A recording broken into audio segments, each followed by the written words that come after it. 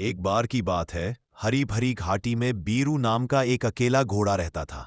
एक दिन नदी के किनारे पानी पीते समय उसके पास एक हरा सा टूटा चिरकू आकर बैठा। दोनों ने बातें की और जल्दी ही अच्छे दोस्त बन गए।